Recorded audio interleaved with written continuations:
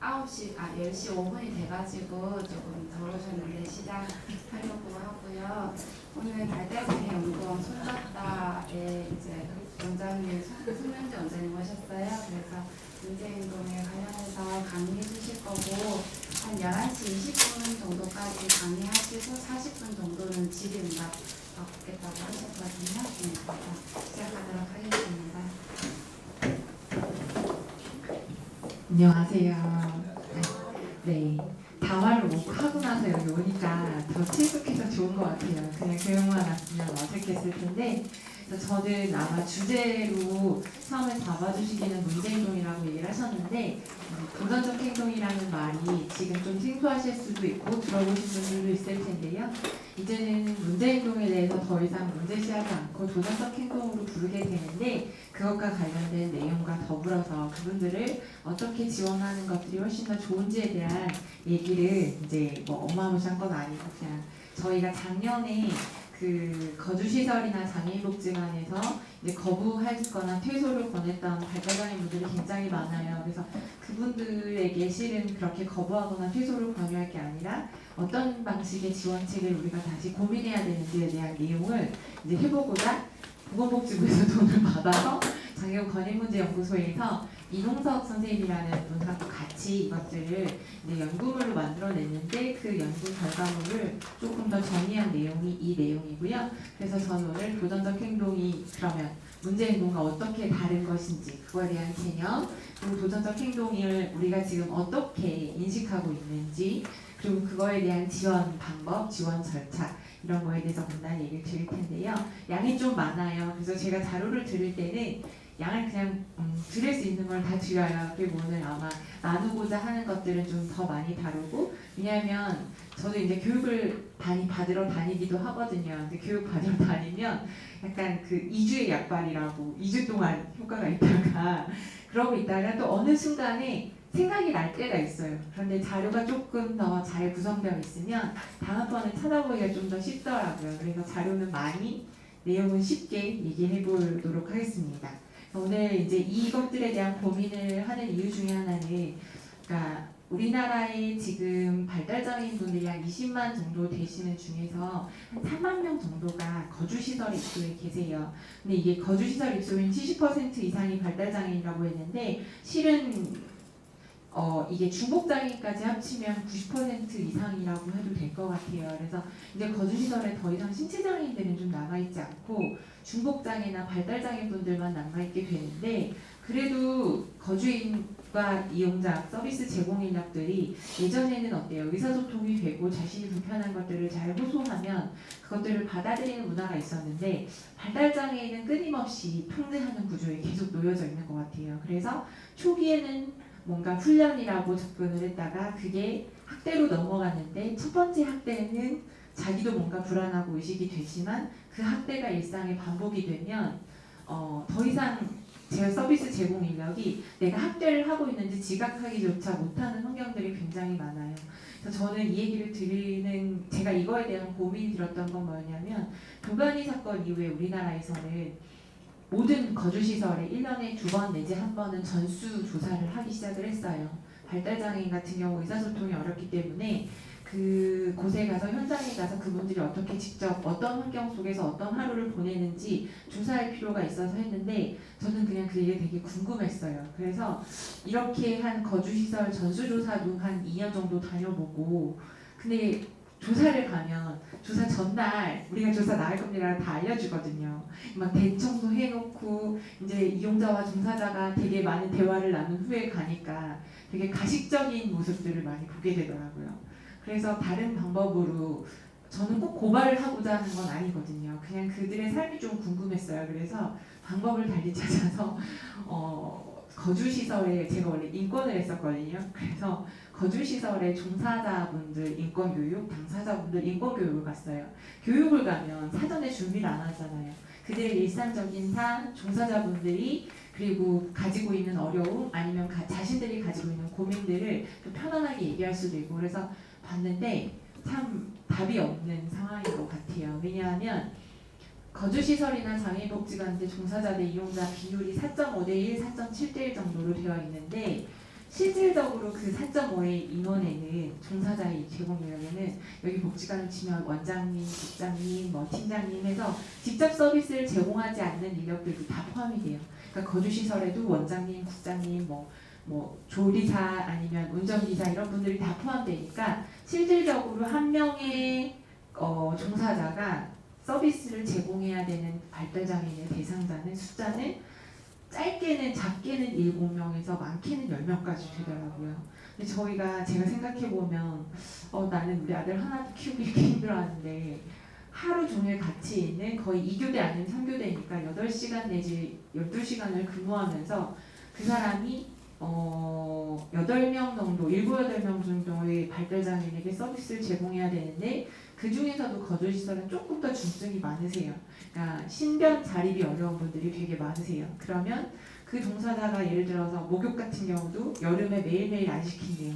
이유가 뭘까 했더니 하루에 3명 이상을 시키는 게 굉장히 어렵다는 거죠. 와상이 포함되면 2명 하고 나면 거의 기진맥진 된다 하시더라고요.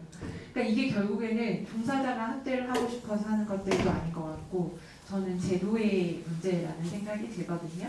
그리고 지금 이 도전적 행동과 관련해서 서울시에서 이제 챌린지2라는 시범사업 안에서도 그리고 도전적 행동을 하는 분들에 대한 서비스 제공에서도 결국에 답은 종사자 대 이용자의 비율을 바꾸면 많은 해결점이 생긴다라고 봐요. 그래서 이런 것들은 어떻게 저희가 해야 되는데 근데 이렇게 제도의 학대라고 생각을 하면서 제도만 탓하면 바꾸기가 너무 어렵잖아요. 그래서 일단 우리가 할 수 있는 것들이 무엇인지에 대해서 고민해보자 라고 하고요. 그래서 이런 것들에 대해서 행동발달증진센터도 발달장애법에 의해서 설치를 했는데 여기에 제가 아는 성인기 분들이 찾아갔더니 아동기만 접수가 가능하다. 성인기는 지원이 어렵다라고 말씀하셔서 그리고 전국에 발달장애인의 행동을 증진하겠다고 했는데 서울의 한양대학병원, 부산의 양산병원에서 전국이 2개예요.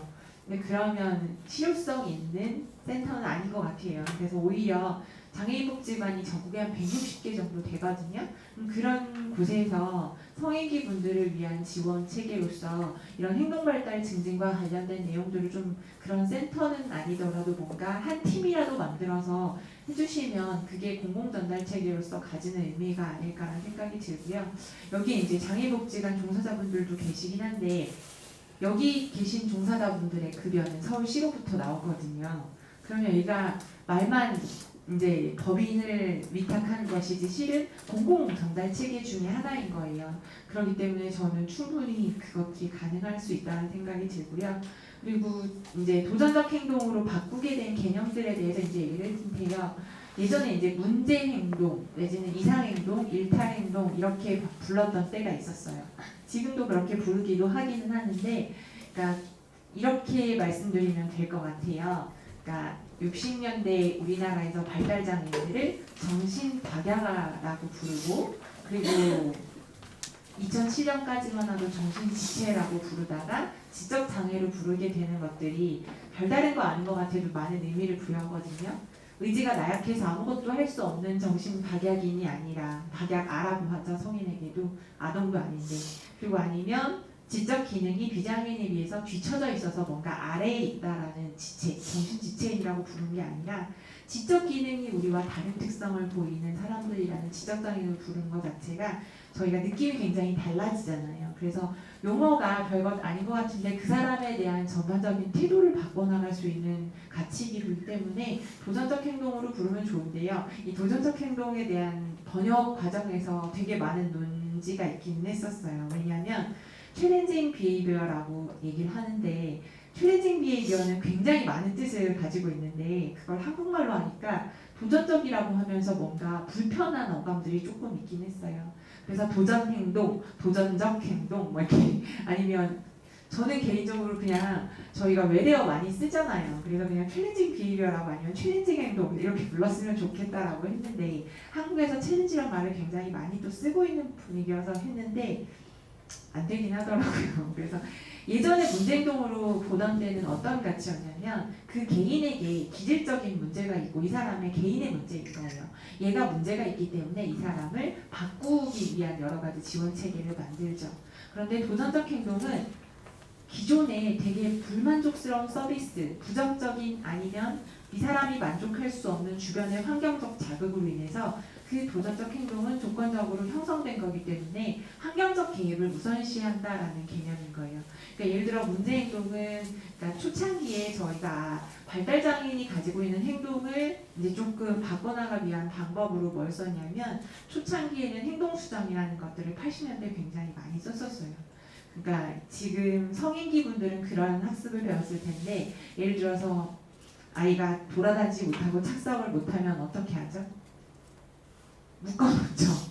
그래서 그분에게 그냥 개인의 행동을 그냥 억제시키는 방식의 지원 방식이었던 것 같아요.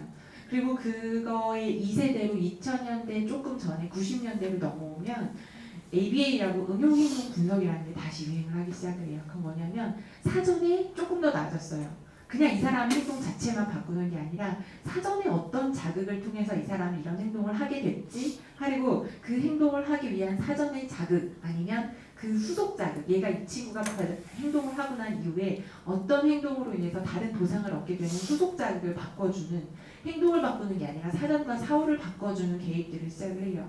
그런데 거기까지만 하더라도 개인의 행동에 굉장히 국한되어 있어요.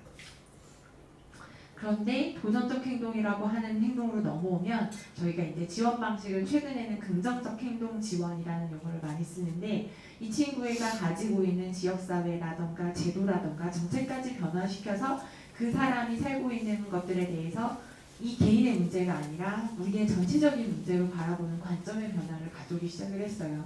그래서 이렇게 도전적 행동으로 개념이 바뀌면 발달장애인이 가지고 있는 행동에 대한 부정적인 사회적 인식도 바꾸고 그리고 우리가 제공하고 있는 서비스도 변화시킬 수 있는 가치를 바꾸고자 하는 내용이어서 얘기를 드렸고요. 그럼 과연 챌린지라는 게 어떤 의미인가라고 했더니 챌린지라는 것들의 단어 사전을 찾아보면 뭔가 적법한 것에 대해서 어긋나는 것에 대해서 이의를 제기하는 것도 맞고요. 그리고 내가 정면으로 맞서 싸우는 것도 맞고요. 그리고 아니면 뭔가 흥미있는 새로운 일에 과제에 자신이 어떤 시도한다라는 개념을 가지고 있어요.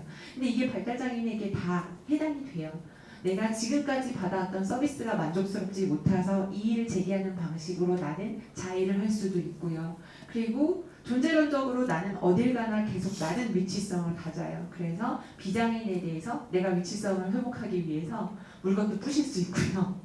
그리고 내가 회복하기 위한 여러 가지 도전들이고요. 그리고 아니면 하고 싶은 행동을 해봤는데 그게 비장애인이 하면 도전적 행동, 그러니까 어떤 시도를 한다라고 하지만 발달장애인이 하면 또 문제 행동을 한다라고 해서 그렇게 바라보는 시각들이 있어서 우리가 지금 아래 이제 가지고 있는 서비스에 대한 이의 제기, 존재론적 위치성 회복을 위한 싸움일 수도 있고 자기가 뭔가 하고 싶거나 하기 싫은 행동을 하지 않기 위한 정당한 행동이라고 볼 수 있을 것 같아요. 그리고 저희가 행동이라는 가치인데요. 행동수정이라던가 긍정적 행동지원이나 ABA에서 모두 다 쓰이는 용어인데요. 우리가 행동을 그냥 되게 많이 일상적으로 쓰는 건데 이거에 대한 개념 정립이 아직 잘 안 돼 있는 것 같아요. 저희가 반응과 행동은 굉장히 다르거든요. 그러니까 툭 쳐서 나오는 건 반응일 수 있지만 행동은 의미가 부여돼요. 그래서 하나의 활동이 될 수 있는데 예를 들어서 식사하는 행동이라는 것은 도구 사용하고 저작하고 이거 씹고 삼키는 그리고 이거에 대해서 가지고 있는 의미가 뭐냐면 생명을 유지시킬 수도 있고 내가 맛있다라는 감각적인 만족을 느낄 수도 있어요. 이런 것들을 총체적으로 저희가 행동이라고 해요. 각각은 반응이라고 볼 수 있을 것 같아요. 도전적 행동도 비슷하거든요. 내가 소리를 지르거나 기물을 파손해요. 이런 여러 가지 행동 반응들은 결국에 내가 어떤 의미가 있냐면 하기 싫은 걸 하지 않거나 내가 원하는 것을 얻거나 사람들로부터 관심을 받게 되는 결과물들이 나와요. 그래서 도전적 행동이라는 것이 가지고 있는 의미라는 것들은 저희가 조금 더 큰 의미에서 바라봐야 된다는 것이고요. 그리고 행동의 원천에 대해서 이제 동기라고 생각을 할 텐데요. 저는 이제 제가 제일 좋아하는 게 발달장애인의 자기결정에 관한 내용인데 자기결정이 이제 어저께도 어떤 선생님하고 얘기했는데 계속 프로그램화 되는 것들이 저는 별로인 것 같아요. 실은 저희가 2시간 자기결정 프로그램 한다고 그 사람이 자기결정을 하는 게 아니거든요. 일상생활 안에서 내가 하루에 얼마나 많은 자유와 어쨌든 권한을 가지고 있어야지 그런 것들이 실천이 되는데 그걸 저희가 그래서 자기결정에서 제일 중요한 게 선택하기가 아니라 동기를 획득하는 거거든요. 내가 뭔가 하고 싶다라는 생각들이 들어야 되는데 그것들이 이제 저희가 외부에서 동기가 주어지는 게 있고 내부에서 자기가 올라오는 게 있어요. 그러니까 예를 들어서 엄마가 시켜서 하는 건 하긴 해요. 행동을 하죠. 그렇지만 그건 내가 원하는 건 아니에요. 그렇지만 행동을 하지만 내가 원하는 행동들은 내가 내재적으로 그걸 하고 싶어야 돼요. 이걸 쉽게 좀 예를 들어드리면 그런 거요. 저희가 어렸을 때 내가 6시까지만 요 텔레비전 하나만 보고 공부해야지 라고 딱 생각했는데 엄마가 또 계속 TV 본다 이러면 어때요? 물론 들어가서 공부하는 척을 하긴 하지만 열심히 안 하죠.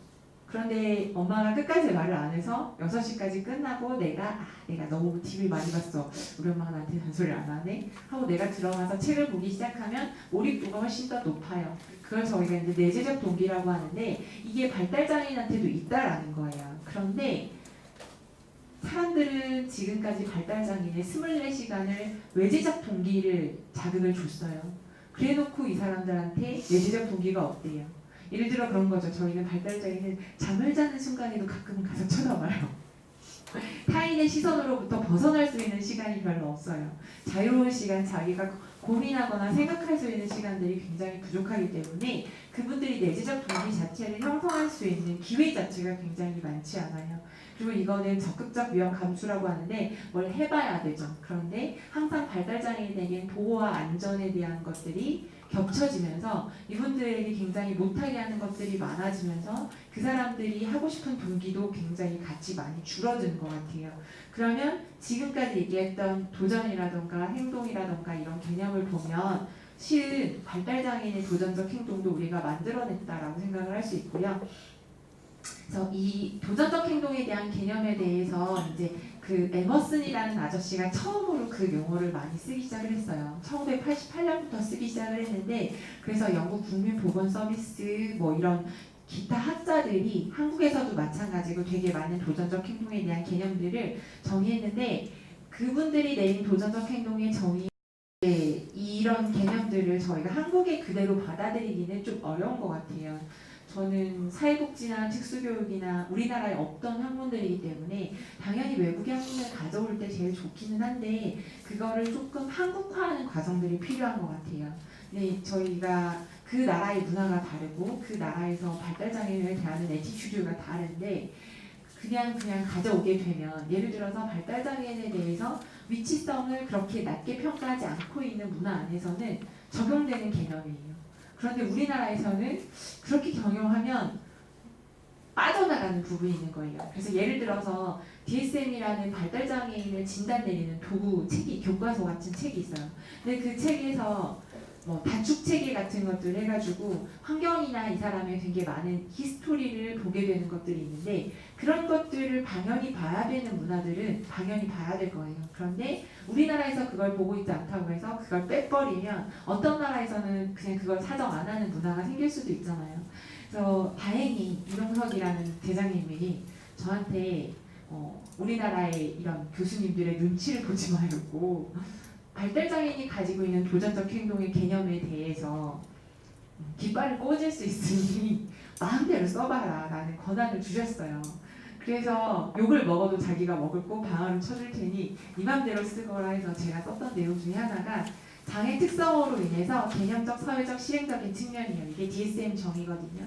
예를 들어서 이게 주스인 거죠. 이 주스에 대한 그 사람이 지적장애인, 자폐성 장애라면 이 주스에 대한 개념을 알고 있느냐 그리고 아니면 이거에 대해서 내가 목마를 때 다른 사람에게 달라고 할 수 있느냐 실행적인 건 내가 이걸 받았을 때 까서 먹을 수 있느냐 아니면 남에게 까달라고 요구할 수 있느냐 이런 여러 가지 측면에서 자기 문제를 해결하고 추상적으로 사고하는 데 있어서 굉장히 어려움이 있는 사람들입니다.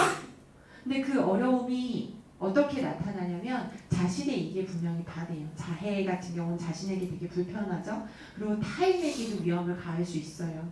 그리고 때로는 공공질서를 방해할 수도 있어요.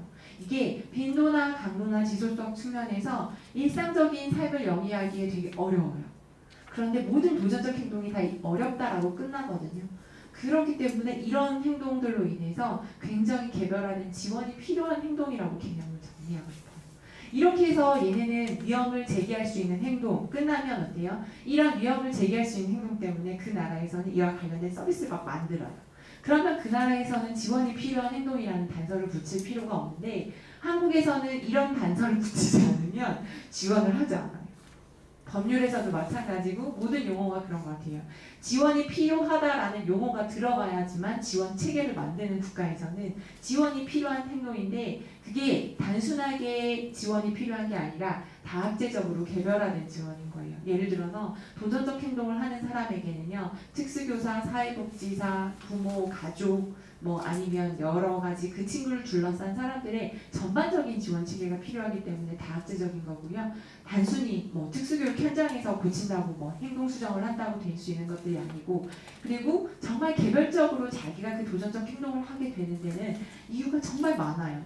그 사람마다 다 각각의 사연이 있어요. 그래서 저희가 획일화된 매뉴얼을 통해서 이 행동은 이렇게, 저 행동은 저렇게 할 수가 없고 한 사람에게 개인별 행동 지원 계획을 수립해서 그분들에게 적절한 지원을 해야 하는 게 맞다라고 생각이 들어서 이렇게 썼는데 히트는 못 친 것 같아요. 그래서 동기 이론에서 가지고 싶은 것들은 아마 도전적 행동의 원인이 그럼 뭘까? 사람들이 발달장애인 도전적 행동을 한다. 그 원인이 뭐냐면 저희가 아까 얘기했던 동기에서 시작을 하는데요. 하고 싶지 않은 행동을 회피하기 위해서 하고요. 다른 사람들로부터 관심을 받기 위해서 하고요. 필요한 것을 획득해서 하기도 하고요. 내가 그 감각 자체가 너무 만족스러워서 그 감각을 만족시키기 위해서 내재적인 나의 욕구를 충족시키기 위해서도 해요. 그래서 여기서 같이 볼 수 있는 내용들이 발달장애인 도전적 행동을 할 때는 분명히 다 이유는 있다라는 거예요. 우리가 아무튼 고민을 많이 안 해서 그렇지. 그리고 이제 귀인 이론이라는 것들은 무슨 일이 생겼을 때 내 탓이오 남 탓이오를 할 수 있다라는 걸 이제 보통 심리학은 다 사람들이 통용해서 쓰이는 속담이나 일상생활의 용어들을 학문적으로 증명하는 거거든요.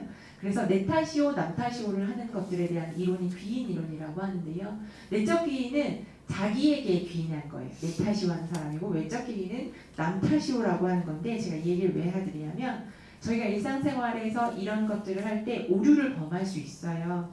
그러니까 타인의 경우에서 환경적 자극을 과소평가하고 개인의 특성을 과대평가하기도 하고요. 아니면 자신의 행동은 환경을 중요시하고 타인의 행동은 기질이나 성격으로 설명하게 되면 오류를 범해요. 그러니까 예를 들어 그런 거죠. 이런 행동을 했을 때 환경을 과소평가하면 개인의 특성을 과대평가하면 어때요? 저 사람은 발달장애인이어서 저 행동을 하는 거야. 비장애인이냐면 일상적인 행동인데 발달장애인이냐면 문제 행동으로 간주할 수 있고요. 그리고 아니면 이 사람이 이런, 그래서 단순히 발달장애인이 가지고 있는 개념적, 사회적, 실행적인 측면의 발달 특성을 강조하거나 지원하는 사람들의 환경만 강조하다 보면 우리가 실은 도전적 행동에 대해서 많은 오해를 할 수 있다는 것들을 얘기 드리고요. 그래서 이런 것들이 다 복합적으로 개인에게 동기라던가 이런 내재적 원인, 외재적 원인, 하고 싶은 걸 못하거나 하고 싶은 걸 하거나 아니면 하기 싫은 걸 피하거나 관심을 얻거나 감각적 자극을 추구하거나 이런 것들이 복합적으로 저희가 상호작용을 하거나 이렇게 해서 도전적 행동은 일어나게 되는데 이게 지금까지 이제 도전적 행동에 대한 개념 정립이에요. 제가 20분까지 끝내려고 말을 엄청 빨리 하고 있어요. 그죠? 좀 힘들죠? 괜찮아요? 그래서 지금까지 말씀드린 게 도전적 행동의 개념인 거예요. 그럼 저희가 지금까지 생각했던 문제 행동과는 조금 다른 느낌은 드실 거예요. 그렇죠? 단순하게 그 사람의 문제가 아니라 실은 이 사람이 하고 싶은 걸 하는 거고 하기 싫은 걸 피하는 거고 내가 원하는 걸 얻고자 하는 행동인 거지 굳이 이런 행동이 아니라고 얘기를 드리는 거고요. 근데 우리나라에서 도전적 행동에 대한 법률적 의미는 입법이 돼 있지 않아요. 이 부분은 변호사 선생님이 정리해 준 내용인데요. 허위 절차나 허용 범위나 이것들을 저희가 판단하기 어려워서 요거는 아마 기존의 법령에서 장애인 권리협약이나 헌법이나 장애인복지법에서 발달장애인에게 도전적 행동을 했을 때 이러이러한 행동을 하면 안 된다라는 것들에 대해서 규명하고 있는 거고요. 저희가 제일 많이 쓰고 있는 것들이 이제 형법이나 정신보건법인데 제가 이제 다학제가 필요하다고 했던 이유가 저희는 장애와 관련된 사람들이 모이면 장애인 관련 법만 찾아보거든요. 근데 이제 변호사 같이 협업을 하니까 이분은 형법으로 발달장애인의 도전적 행동에 대해서 지원을 하더라고요. 근데 이게 어떻게 그렇게 법률 조문이 구성되는지 모르겠는데 형법에는 도전적 행동이라는 용어를 썼더라고요. 도전적 행동을 하는 장애인에게 손을 대거나 도구를 대는 행위가 모두 포함된다. 오히려 장애복지법이나 장애인 관련 쪽에서는 문제행동이라는 개념을 더 많이 썼는데 형법에서는 도전적 행동이라는 용어를 이미 도입해서 사용하고 있고 이렇게 도전적 행동을 하는 장애인에게 이런 하는 행위가 모두 포함되기 때문에 발달장애인의 도전적 행동을 누군가가 가하면 형법에 따라서 처벌받을 수 있는 내용이라는 걸 저도 알게 돼서 신기했던 것 같아요.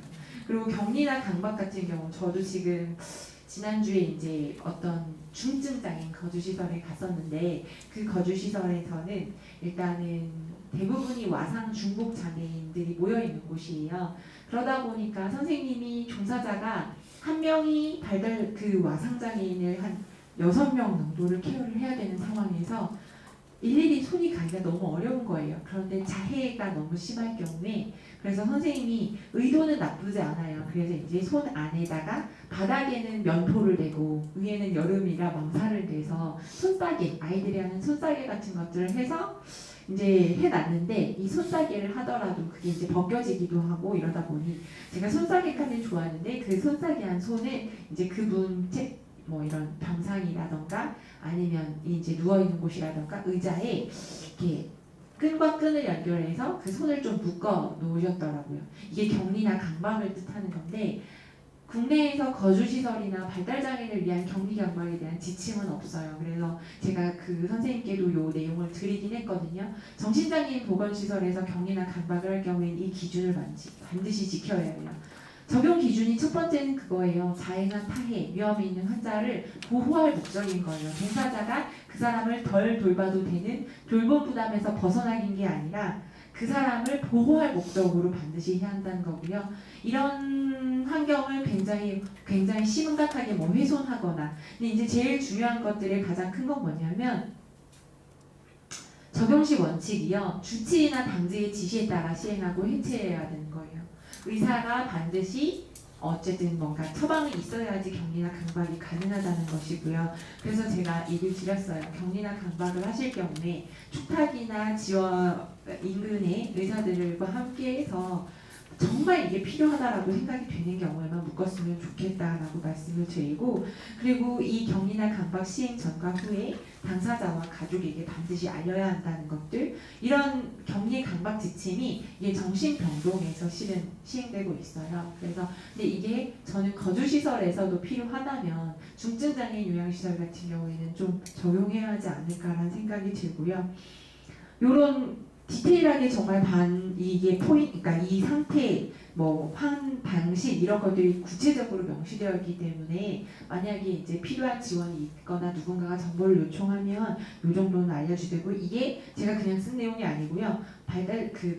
정신보건법 안에 부칙으로 그러니까 법제처에 들어가 있는 내용이에요. 우리나라 법률 조문이기 때문에 충분히 보실 수 있고요. 그러면 지금까지 저희가 이런 법률적인 거라던가 발달장애인의 도전적 행동에 대한 개념을 봤는데 이거에 대해서 저희가 가지고 있는 비장애인 낮은 서비스 제공 인력의 태도를 조금 한번 먼저 살펴봐야 될 것 같아요.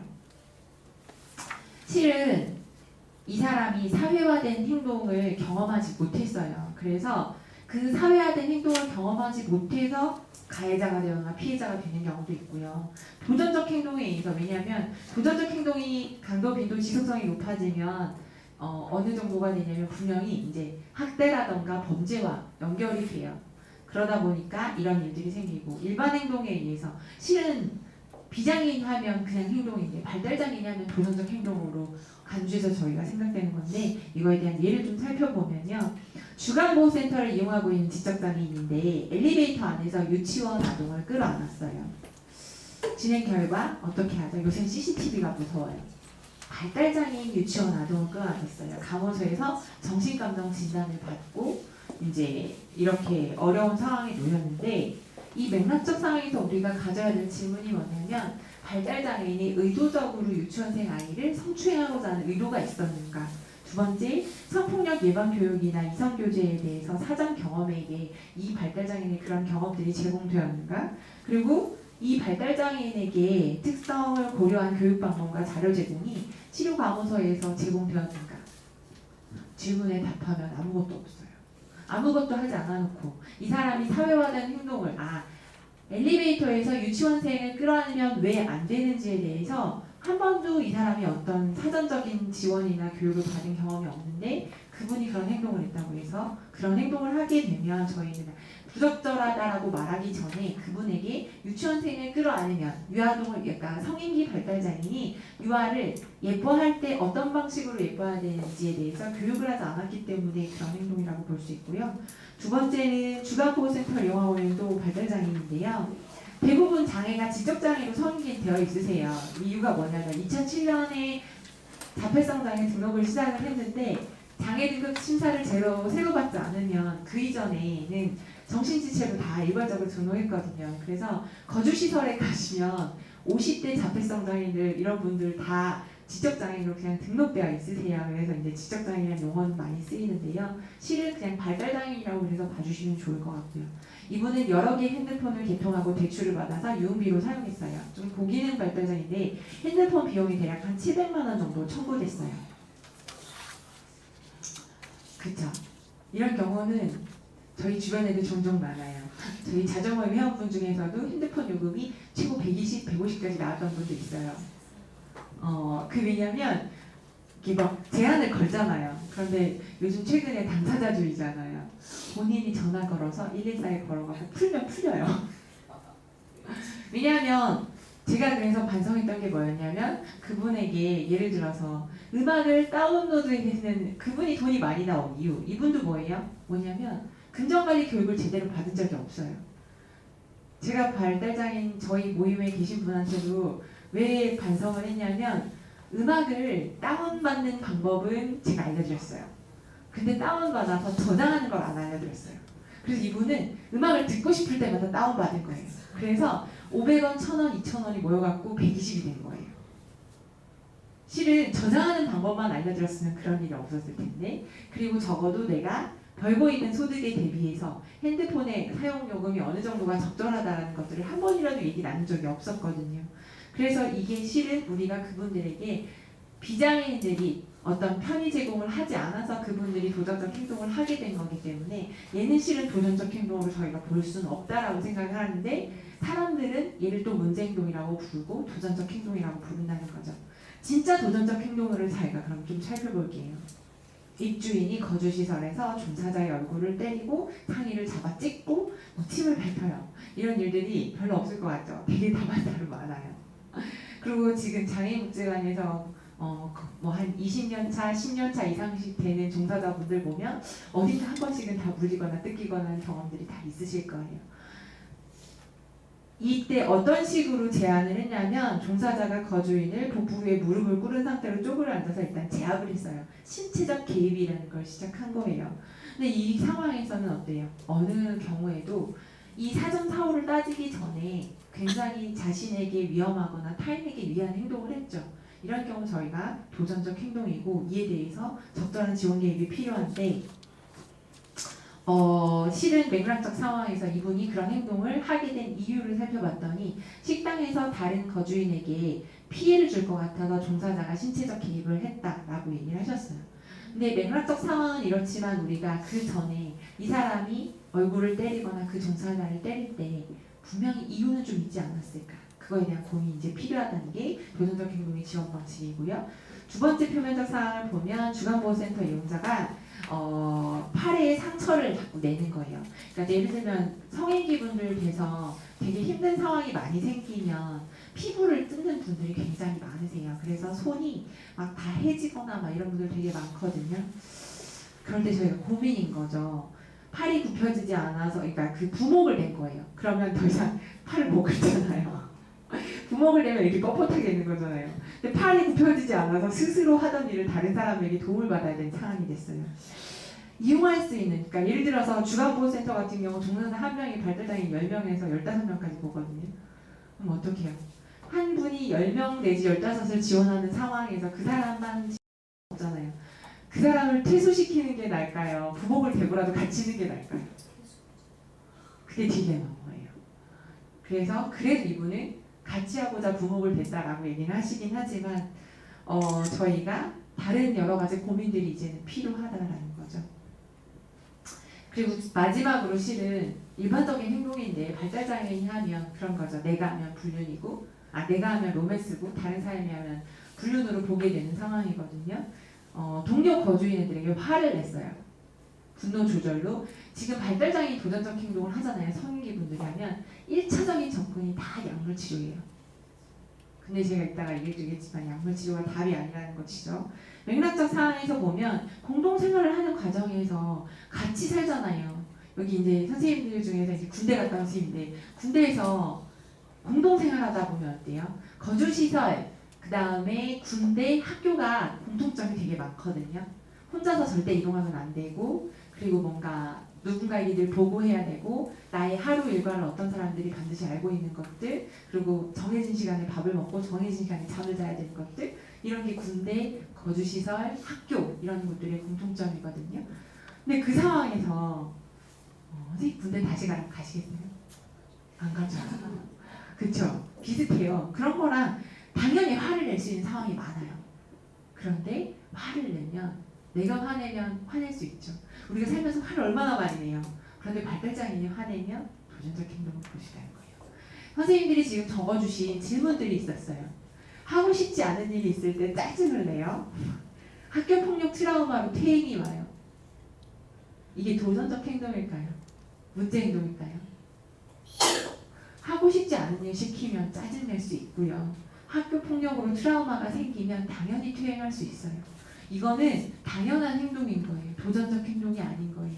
도전적 행동이 아니라 오히려 더 많은 지원이 필요한 행동 중에 하나가 되는 거죠. 이 사람의 장애 특성이나 여러 가지 환경적 상황인 거죠. 이거는 비장애 아동이 만약에 학교폭력으로 트라우마가 왔어요. 그러면 당연히 어떤 지원이 필요할까 고민을 해요. 그런데 발달장애인이 학교폭력으로 퇴행이 와요. 그러면 개의 문제라고 자꾸 보는 거예요. 이게 우리가 가지고 있는 잘못된 태도에서 기인된 얘기라고 하고요. 발달장애인도 짜증내거나 화낼 수 있어요. 그런데 항상 그들은 말 잘 듣고 착하고 지시 따르기 잘하는 좋은 사람이어야 되는 거예요. 얼마나 힘들겠어요, 이렇게. 그러다가 어때요? 성인기가 돼서 자신을 잘하는 것들, 그리고 내가 나의 부모, 사회복지사보다 힘이 더 세다라는 것들 본능적으로 알아차리게 되면 어떡하죠? 그때 자기 방어, 이의를 제기하는 행동들을 하세요. 그러면 사람들은 어떻게 보죠? 발달장애인이라서 도전적 행동을 한다, 문제 행동한다라고 생각을 하는 거예요. 그래서 학년기부터 저희가 이런 거에 대한 지원이 필요한데 지금까지 이런 행동에 대해서 저희의 일관적인 태도, 부모, 사회복지사, 특수교사 모두 포함된 내용들이에요. 어떻게 했을까요? 나만 안 보면 돼. 학교 가서는 잘 지내겠지? 부모는 이렇게 생각할 수 있고요. 교사는 어떻게 해요? 출석 정지 전학 시키죠. 나만 안 보면 돼. 다른 사람들하고 지내면 돼요. 두 번째, 도전적 행동은 강제적으로 없애야 돼. 어떻게 하죠? 신체적으로 초기부터 완전하게 강압적으로 개입을 한다거나 아니면 요새 주간보호센터에서 지금 삼진아웃 제도에 대해서 국가인권위원회 지금 진정이 되어 있는 상태예요. 예를 들어서 주간보호센터 입소하실 때 계약서 쓸 때요. 문제 행동을 3회 이상 발생하게 될 때 최소한 나라는 계약을 달게 되어 있어요. 그게 서울에서 지금 꽤 많은 주간보호센터에서 나온 내용인데 그거 자체가 법에도 없고 명시되어 있지도 않은 내용이어서 이건 국가인권에서 진정되어 있는 내용이기 때문에 그 결과에 따라서 다른 후속 조치가 이제 생길 수 있을 것 같아요. 그리고 제일 많은 게 뭐예요? 일단 약부터 먹이고 보자. 마지막으로는 어때요? 못 본 척하자. 이게 지금까지 저희가 발달장애인의 도전적 행동에 대해서 대처하고 있는 적극적인 개입보다는 이런 방식의 태도가 90% 가까이 차지하지 않을까 싶어요. 그런데 만약에 제가 어려움에 처해져 있어요. 되게 지원이 필요한 행동이고 힘든 상황인데 누가 나한테 난 널 안 보고 싶어. 너는 네가 나빠. 그 행동은 어떻게든 없애야 해. 약 먹어봐. 아니면 난 너랑 더 이상 안 만날 거야. 누가 나한테 이렇게 하면 어떠겠어요? 그 행동이 없어지는 게 아니라 증폭될 거예요. 저희가 지금 아무도 모르게 그런 행동들을 오히려 증폭시키는 지원체계나 태도가 더 많았다는 거에 대해서 이거는 이제 저희가 같이 반성하기 위한 주제로 냈던 거고요. 이렇게 반성만 하면 답이 없잖아요. 이분들을 위한 지원 절차를 만들어야 되는데 이제 요거는 전북대에 계신 김미옥 교수라는 교수님이 만든 지원책이거든요. 처음에 사정을 하고 지원 계획을 하고 예방을 하고 지원을 하고 사후 관리를 한다라고 했는데 이렇게 뭐 이거에 대한 절차나 이런 것들을 외우실 필요는 없고 관련된 내용을 조금 더 살펴보면 사람들이 이 도전적 행동을 하게 됐을 때 왜 했는지에 대해서 알아보는 과정일 거예요. 그래서 개인적으로는 이 사람한테 신체적으로 이런 행동으로 인해서 어디 아픈가 불편한가 그리고 정신적으로 의사소통에 어려움이 무엇이 있는가 강점은 어떤 게 있는가 개입 방법을 찾기 위한 거죠. 그리고 두 번째 환경적으로 해서 이 사람이 가지고 있는 의사소통 환경, 물리적 환경에서 가지고 있는 어려움과 강점들을 보고요. 도전적 행동을 보면 아, 이 사람이 주로 어떤 시간대에 하고 어떤 장소에서 어떤 사전 자극이 있었을 때 이런 행동을 하게 되고 이 행동을 하게 됨으로써 그 사람이 만족스럽게 되는 결과는 무엇인가 이런 걸 전체적으로 종합적으로 사정을 하게 돼요. 사정이란 말은 평가랑 비슷한 거거든요. 그래서 이렇게 해서 지원 계획을 세우는데 처음에 예방 전략, 두 번째 완화 전략, 긴급 개입 전략 이렇게 미리 한번 계획을 세워요. 예방 전략은 환경을 먼저 바꾸는 것이 어떤 것이 있는가. 두 번째는 완화 전략은 종사자의 태도를 관련된 내용이고요. 긴급 개입은 정말 말 그대로 신체적 개입이라는 형태라는 거고요. 요거는 시간상 제가 좀 넘어갈게요. 그래서 도전적 행동의 개입 방법에 대해서 여러 가지 얘기를 나눌 텐데요. 그 방법에 대해서 이제 첫 번째로 나오는 게 우리는 지금까지 좀 거꾸로 지원을 했던 것 같아요. 제일 먼저 이제 초기에 지원해야 되는 건 조직이나 사회나 직원의 변화를 위한 지원이 필요한 거예요. 그러니까 거주시설이나 장애인복지관이나 특수학교나 일반학교 통합과정에서 저희도 어때요? 내가 편해야지 아이를 양육을 잘하죠. 이 사람들이 잘 지낼 수 있어야지 잘할 수 있거든요. 저도 만약에 그런 거죠. 제 몸이 힘들고 짜증나고 피곤하고 괴로워요. 그러면 어떻게 해요? 저희 아들 뽀로로 틀어주고 앞에 과자 갖다 놓고 그냥 혼자 자요. 방임해요. 어쩔 수 없어요. 힘든데. 근데 내가 하면 방임이 허용되는데 남이 하면 방임이 허용 안 되죠. 그리고 내가 하는 학대는 허용이 되는데 남편이나 아내가 하는 학대는 허용이 되지 않아요. 그러려면 어때요? 지금 부모가 건강해야 되고 종사자가 건강해져야지 제일 먼저 그것들을 바꿀 수 있어요. 그런데 제가 알기에는 사회복지사의 급여 테이블은 물가 대비해서 전혀 오르지 않았어요. 제가 알고 있기로는 이 사회복지에서 도전적 행동을 개입할 때 다학제적 개입을 하면 되게 좋아요. 특수교육과 사회복지가 만나서 개입을 하면 되게 좋거든요. 근데 그게 잘 안 되는 이유가 특수교사 급여 테이블과 사회복지 급여 테이블이 너무 달라서 둘이 협업할 수 있는 정점이 없어요. 특수교사들이 장애복지관에 절대 안 와요. 내가 굳이 방학도 없고 급여도 낮은 곳에 올 이유가 없죠. 회의해도 여기서는 강사비 회의비 기준이 교육부와 보건복지부에서 달라요. 회의도 참석 잘 안 해요. 그럼 어떤 일이 생겨요? 협업이라는 다학제적 접근이 아예 불가능하죠. 그리고 제가 만났던 선생님 중에서 그렇게 얘기하더라고요. 그 선생님이 지금 장애인복지관의 사무국장님인데 그 사회복지사로 32년 차인가 33년 차래요. 그러니까 우리나라 장애인복지의 초창기 멤버인 거예요. 그분이 그렇게 말씀하시더라고요. 내가 처음에 사회복지사를 택할 때는 대기업에 갈까 사회복지사를 할까 둘 중에 선택권이 있었대요. 급여 테이블이 비슷했던 거죠. 근데 지금은 어때요? 사회복지사가 결혼하면 수급권자 된다고 하잖아요. 그 정도로 그분들의 상황이 열악한 거예요. 이 사람들의 상황이 열악한 상황에서 내가 이 일을 했을 때 그리고 제일 중요한 건 저는 장애인 복지 영역이나 아니면 복지 영역의 서비스를 제공하잖아요. 그 사람들은 능력이 뛰어나도 급여가 많지 않아요. 예를 들어서 대기업이라던가 일상적으로 저희가 일상적인 사회에서 변호사들이 돈 많이 벌고 의사들이 돈 많이 버는 건 어때요? 내가 전문성을 가지고 그 일에 굉장히 모든 좋은 성과를 내요. 대기업 같은 경우도 어때요? 성과를 잘 내면 성과급여가 있어요. 그런데 사회복지사는요. 아무리 열심히 해도 그 돈이 그 돈이에요. 그럼 내가 일을 열심히 하고자 하는 동기가 안 생겨요. 그게 저는 제일. 그리고 사회복지사 예를 들어서 급여로 얘기를 하면 뭐라고 하죠? 저 사람 좋은 일 하면서 돈 밝힌다. 좋은 일이 아니라 자기가 해야 하는 일을 하는 거예요. 그 일을 잘하려면 저는 그래서 근본적으로 사회복지사의 지위 아니면 특수교사의 지위 이런 거에 대한 회복도 조금 필요한 것 같다는 생각이 들고 특수교사 얘기는 어떻게 나오냐면 저희 아이가 통합학교를 다니고 있을 때 어떤 동료 학부모들이 저한테 묻더라고요. 특수교사도 근데 대학은 나왔어? 아직도 그래요. 이게 뭐냐면 특수교사는 학교 내에서 위치성이 보건교사예요. 양호실 선생님하고 되게 비슷한 위치성이에요. 그래서 항상 특수교실은 학급은 어때요? 보건실 옆에 주로 많이 있어요.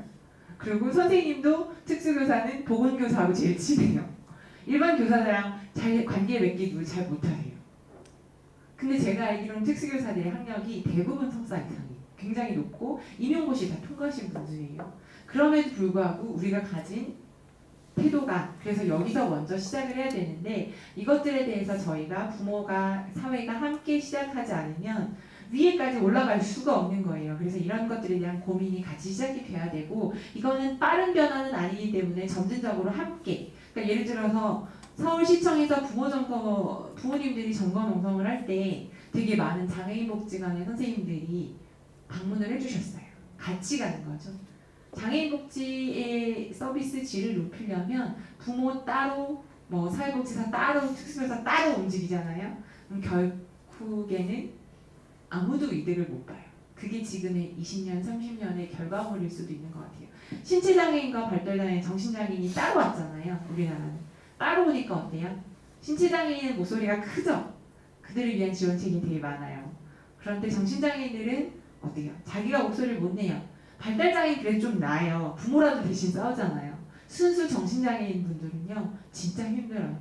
그분들은 어때요? 일상생활에서 큰 어려움이 없는데 같이 가는 문화가 일단 제일 먼저 필요한 것 같고 그 다음에 저희가 개입하는 게 긍정적 행동 지원 그리고 의사소통 지원 그리고 그렇게 해도 안 될 때 ABA나 응용행동 분석이나 행동 수정이 들어가고 그렇게 해도 안 될 때 약물을 쓰는 거고요. 약물을 써도 안 될 때 신체적 개입을 하는 거예요. 이게 지원의 원칙인데 지금 우리는 어때요? 위에 두 개밖에 안 해요. 신체적 개입과 약물 개입밖에 안 하고 있다는 게 현실인 거예요. 그래서 이런 변화를 지금 예를 들어서 우리가 할 수 없어라고 계속 가만히 있으면 위에 두 개만 계속 돌아가요. 그렇기 때문에 밑에 있는 것들을 함께 하실 필요도 있고요. 그리고 조금 더 서비스 제공 영역들은 전문적인 제공을 위해서 긍정적 행동 지원이나 기능적 의사소통이나 행동 지원 수정 방식들에 대해서 저희가 알고 있어야 되는 게 이거는 부모가 아니라 종사자분들이 노력해야 되는 부분인 것 같아요. 그래서 긍정적 행동 지원의 가장 큰 것들은 무엇이냐면 개인의 전반적인 삶의 질에 영향을 미칠 수 있도록 장기간에 걸쳐서 지속되는 변화를 만들어내는 과정이라 하나의 치료 방안이라기보다는요 철학 뭐 이런 것도 아니고요 도전적 행동에 대한 중재 개발과 도전적 행동이 일어난 이유를 이해하기 위한 다중 요소 체계다라고 이분들은 설명을 하세요. 그래서 이분들이 가지고 있는 개인보다는 개인의 사회적, 환경적, 문화적 배경에 적합한 주변 환경들을 고려해서 해결하는 방식이에요. 그러니까 개인을 바꾸는 게 아니라 환경을 바꾸는 건데요. 이게 아무래도 저는 전체적으로 다 영향을 받지 않았을까 싶어요. 예전에는 그러니까 의료적 모델이라고 장애를 얘기하거든요. 그래서 개인에게 문제가 있고 신체적인 손상이 있고 정신적인 어려움이 있다라고 얘기했지만 지금은 어때요? 사회가 그들을 장애로 명명했기 때문에 그들이 장애인이 됐다라고 얘기하는 것처럼 그런 영향을 받아서 가는 것 같고요. 그래서 주요 원칙에 사용할 수 있는 것들은 반드시 자기 결정의 원칙에 기반해서 발달장애인과 비장애인이 함께 가고 최근 되게 핫한 인간중심 접근법에 따른 계획의 가치에 따라서 실천 방식은 응용행동 분석을 적용할 수는 있을 수도 있을 것 같아요. 그런데 그런 거죠. 저희가 응용행동 분석을 쓸 때 행동주의적 입장에 기반해서 쓰게 되면 그 개인에 대한 포커싱이 굉장히 강해요. 그런데 인간중심법 접근법에 기반을 두기 시작하면 그 사람을 한 개인의 행동에 포커싱하지 않고 전체적인 흐름 안에서 보기 때문에 똑같이 응용행동 분석을 사용하더라도 방식이 달라질 수 있어요. 그러니까 예를 들면 저희가 만약에 발달장애인들이 이렇게 사춘기가 되면 자위행동을 되게 많이 하세요. 저희 아들도 시작을 하긴 했거든요. 이 자위행동을 하는 것들이 보통 또래에서 시작을 하면 하는 게 맞거든요. 발달장애 언어나 인지상에서 어려움이 있지 정서 발달이 느리다고 입증된 건 없거든요. 그분들이 사회 정서적으로 의사소통과 상호작용에 어려움이 있는 거지 정서 발달 자체에 문제가 있지는 않다라고 얘기를 하거든요. 그러면 생애 주기에 따라서 그분의 정서상으로 어때요? 본능과 요구의 신체적 발달 과정 안에서 자위는 당연히 나타나는 행동인 거죠. 그런 행동을 행동 수정에서 쓸 때는 어떡하죠? 소거시켜야 되겠다라고 생각을 하죠. 그러면 어때요? 그 행동을 할 때마다 사전 사후의 부정적인 반응과 아니면 여러 가지 행동들을 통해서 아니면 할 수 있고 이제 ABA를 좀 넘어오면 어때요? 아 사전 사후에 어떻게 하는 거야? 너는 지금 이 행동을 할 때는 손을 먼저 깨끗이 씻고 어떻게 하고 방에 들어가서 하고 문을 닫고 해야 해. 이런 식으로 자꾸 해서 자극을 사전 사후에 주게 되면 자유행동을 그렇게 하긴 해요. 그런데 그러면 어떻게 해요? 우리가 하지 말라는 걸 자꾸 하는 것 같은 느낌이 들어서 발달장애인 당사자분들은 자위 행동을 할 때마다 죄책감을 느낄 수 있어요. 어린아이 어렸을 때 발달 단계에서 저희가 학문기에 죄책감을 느끼기도 한다고 하거든요. 그런 것처럼 내가 이 행동을 하는 걸로 인해서 죄책감을 느끼면 어때요? 그 행동이 그렇게 자연스럽게 받아들여지지가 않는 거예요. 그 사람의 생애 주기에 따라서. 실은 그래서 이 행동이 문제시 된다라고 느끼지 않도록 인간중심 접근법에 따른 지원 인력들의 애티튜드가 바뀌어야 한다라는 거예요. 이 사람에게 이런 행동 중재만 들어가면 어때요? 너는 이 행동을 하면 어떻게 사전에 어떻게 하고 사후에 어떻게 하고 개인에게 포커싱 되어 있고 그리고 그거에 대해서 조금 더 강압적인 태도를 취할 수도 있잖아요. 그런데 긍정적 행동 지원 방식에 따르게 되면 이 네 가지의 가치를 모두 충족시켜야 되기 때문에 지원하는 사람들이 아, 그 나이가 되면 원래 하는 거야. 그렇긴 한데 어떻게 하면 좋을까라고 발달장애인하고 자기결정의 원칙에 대해서 의논하기도 하고 상황도 정리하고 자기가 내재적인 을 받기 위해서 계획도 하게 되고 그리고 이 과정에 따라서 비장애인들도 이런 행동을 하는 것이고 이런 자연스러운 문화가 만들어지면 자위 행위 자체가 죄책감을 느끼거나 부정적인 행동이 아니라는 것들이 자연스럽게 받아들여지면 얘기도 할 수 있는 거죠. 그러니까 예를 들어 저희 자조 모임 했을 때 20대 중반의 남성분들이 있었어요. 그런데 제가 어머니 모임을 이제 부모님을 자기결정을 할 때 제일 중요한 건 일상생활이기 때문에 4, 4분기 한 번씩 그분들의 부모님을 뵙는데요. 부모님들한테 제가 살짝 물어봤어요. 아드님이 자위를 할까요? 라고 했더니 아무도 안 한대요. 그런데 저희 회원분들이 당연히 발달장애인 90%가 남성이기 때문에 출생님 그 출연율 자체가 그렇게 나타나기 때문에 저희 자녀 모임도 당연히 남성분들이 굉장히 많아요. 그래서 저희가 어느 날 그때가 언제죠? 근데 자연스러운 게 필요하잖아요. 그래서 저는 가끔 야동을 봐요. 발달장애 분들하고. 이제 그때도 뭐였냐면 저희가 영화를 보러 다닐 때였는데 그때 뭐였냐면 이분들이 19금 보는 걸 되게 좋아하세요. 어쨌든. 저한테 뭐 영화 보러 가면 원칙이 19금이에요. 처음에 얘기할 때 아무리 재밌는 영화가 나와도 19금을 먼저 보자고 얘기하시거든요. 근데 그때 제가 유일하게 고민했던 영화가 하나 있어요. 이렇게 뭐 요새 웬만한 로맨스물들은 다 19금이기 때문에 자연스럽게 보긴 하는데 은교라는 영화를 볼 땐 저도 좀 고민이 됐었어요. 그게 노인과 소녀의 관계이고 그리고 그 성행위가 되게 적나라하다는 정보를 미리 입수했기 때문에 근데 그걸 보고 왔는데 저희가 야동스럽지 않은 야동을 여지껏 봤던 거죠. 그러다가 이제 그걸 보고 와서 얘기를 깊게 한번 나눴어요. 자위를 하는 걸 어떻게 하냐라고부터 시작해서 누구한테 처음 배웠냐 이거에 대해서 그때는 제가 이제 당사자분들한테 부탁을 해서 여성 참여자와 남성 참여자를 분리시켜서 만났어요. 그래서 남성분들을 만났을 때 보니까 100% 하고 있더라고요. 어머님은 100%안 한다고 했는데 당사자분들은 100% 다 하고 있고 그리고 심지어 노하우도 있었어요. 엄마가 모르게 하기 위해서 화장실에서 물을 튼다던가 뭐 그 외에 화장실에서 똥 싼다고 거짓말을 한다던가 이렇게 해서 자기 나름대로 얘기를 하고 있는데 근데 왜 엄마는 모를까라고 여쭤봤더니 엄마가 그거 하면 혼내니까 라고 얘기를 하시더라고요. 그래서 이제 제가 다시 불렀고 그 다음에 자연스럽게 얘기할 수 있는 상황이 필요한 게 그때 이제 그런 자유행위를 얘기하다가 어떤 당사자분이 저한테 자기 아버지 핸드폰 번호를 알려줬어요. 자기 아버지한테 제가 말 못하겠는데 한 가지 부탁을 드리거든요.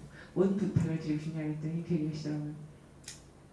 전화를 해서 나의 은경을 더 이상 만지지 말아달라고 얘기해요. 아빠가 내 은경을 만지면 성격을 많이 배운 거예요. 명칭을 정확히 알고 있는 거죠. 아빠가 내 음경을 만지면 음경이 선다는 거예요. 근데 아빠는 자꾸 나한테 꽃이 얼마나 컸나 보자 하면서 자꾸 20대 중반의 성인 남성의 음경을 막 만지는 거예요. 얼마나 이상한 일이에요. 저희 만약에 시아버지가 저희 남편한테 꽃이 얼마나 컸냐고 만져본 일이 있어요? 없어요? 없어요. 그런데 발달장애라고 해서 그런 일이 생기면 안 되는 거죠. 그래서 이제 제가 정말 얼굴도 뵙지 못한 아버님한테 전화를 드렸어요. 부탁을 받았잖아요. 그래서 아버님한테 근데 그 아버님이 제 존재는 알고 계셨어요. 왜냐하면 그 자조모임을 하는 제가 이제 올해 딱 10년째가 되는데 제가 정말 체력이 딸리고 이제 되게 힘들어요. 근데 하는 이유가 정말 그게 가족 지원이 이제 약간 된 것 같아요. 그래서 이제 하는데 그래서 그리고 당사자분들이 되게 좋아하세요, 실은. 그러니까 이제 제가 나 이제 좀 늙어서 젊은 사람 만났으면 좋겠다라고 얘기를 했더니 웃겨요. 그분들 저한테 오면 자기도 늙었대요. 왜냐면 제가 이제 40대가 넘어갔는데 그분들은 이제 30대가 되기 시작을 한 거예요. 그래서 자기도 자기보다 어린애가 오는 게 싫다라고 얘기를 하시더라고요. 그래서 그럼 내가 70 먹고 니네 60 먹을 때까지 가야 되나? 이런 얘기를 농담삼아 하긴 하는데요. 이분들의 가정 안에서 아버님이 제 존재를 알고 그런 것 때문에 아버님들이 가끔 와보고 싶어도 하세요. 그래서 데려다 준다고 하시면서 오시기도 하고 근데 저를 처음에 되게 못 믿어 하셨어요. 별거 없어 보이는 젊은 여자아이가 처음에 봤을 때 제가 젊었거든요. 이렇게 발달장애 봉사자도 안 데리고 저렇게 막 돌아다니는데 위험하지 않을까? 의심의 눈초리를 오셨다가 당사자분들이 가는 걸 좋아하시니까 지금은 세월의 힘인 것 같아요. 지금은 제가 팥으로 매줄 쓴다고 해도 그냥 하라고 하실 것 같아요.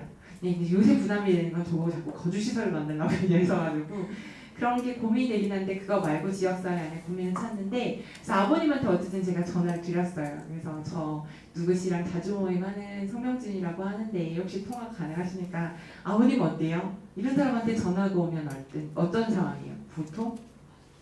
사건, 사고 엄마한테 말하지 못할 큰일이 생겼구나라고 생각을 하시고 갑자기 잠깐만요 5분 후에 다시 전화드릴게 하더니 하던 일을 정리를 딱 해놓으시고 조용한 곳으로 옮기셨어요. 그래서 제가 잘 됐죠. 그래서 제가 얘기했죠. 실은 저희가 이런 영화를 보고 이런 얘기들을 나누고 이런 상황 안에서 그게 이렇게 굉장히 힘드셨다라고 그랬더니 되게 저는 놀랐어요. 근데 아버님이 우시더라고요. 바로. 자기는 한 번도 자신의 자녀를 성인으로 생각해 본 적이 없다라고 얘기하시는 거예요.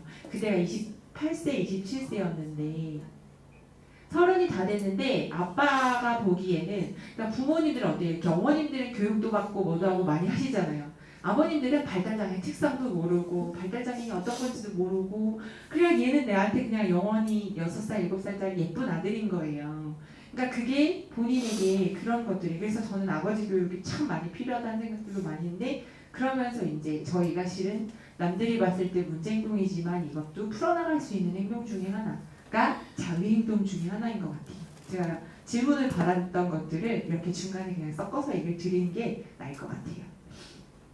그래서 긍정적 행동 지원은 예를 들어서 부모님이 하실 수 있는 방식들 중에 하나는 도전적 행동에 대해서 저희가 막연하게 생각하는 것들을 좀 정리를 할 필요가 있어요. 예를 들어서 남의 집 아이를 팔면 안 되니 제가 저희 아들을 아직은 미성년자예요. 제가 성인이 되면 더 이상 안 팔기로 약속을 했어요.